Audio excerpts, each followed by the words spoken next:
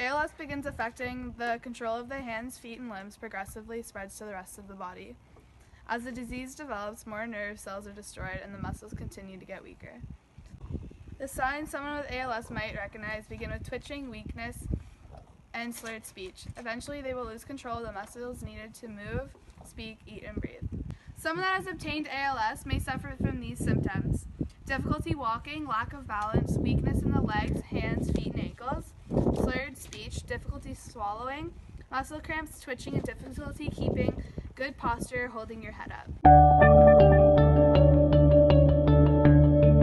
Final causes and risks of ALS. The cause of contracting ALS is still not yet completely understood. The only certain cause we know of at this time is that ALS is inherited 5 to 10% of the time. ALS is not contagious, therefore you cannot get the disease from someone. That is it unless you guys are related.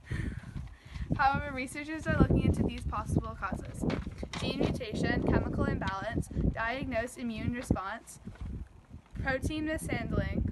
There are some possible risk factors established that may contribute to contracting ALS. These risks include age. People between 40 and 60 years old are found to be more susceptible.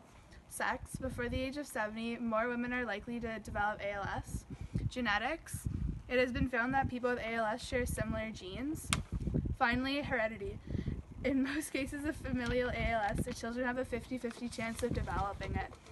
Environmental risks may include smoking, toxin exposure, and military service.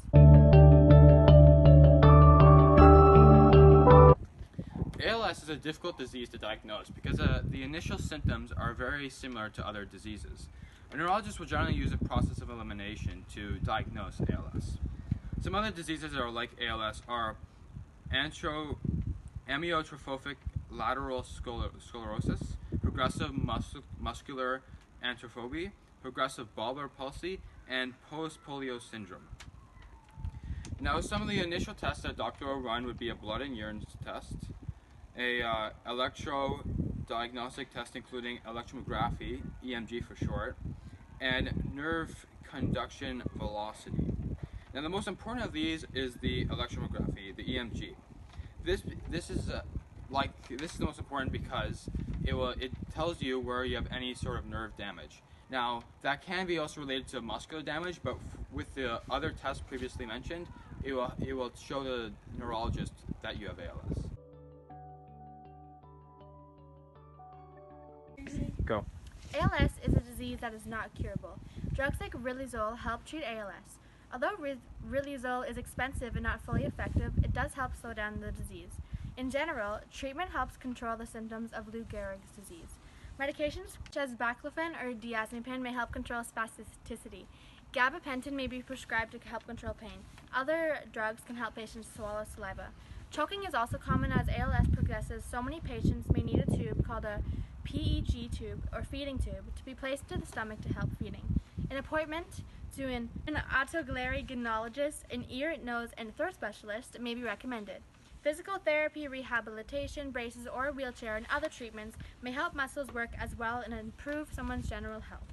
Those that have difficulty speaking could get better from speech therapy and or speech synthesizers and computer-based communication systems.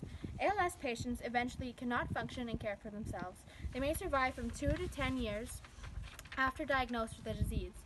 About 20% of ALS patients live more than 5 years after the diagnosis. Since 2014, approximately $20 million has been invested in Canadian ALS research because of money raised through the Ice Bucket Challenge, where people dump a large bucket of cold water with ice on their head.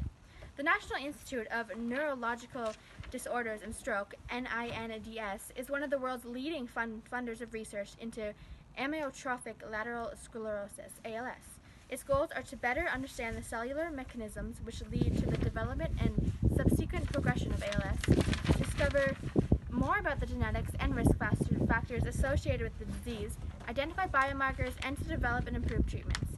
Some of the current research programs for ALS include looking into what causes motor neuron cell death, the use of stem cells as possible treatments, comparing familial and sporadic ALS cases to identify genes involved in the development of the disease, discovering new biomarkers to improve the way the disease is diagnosed in patients, And they are also looking into what new treatments and therapies, including drugs, stem cell therapy, antibodies, and gene therapy.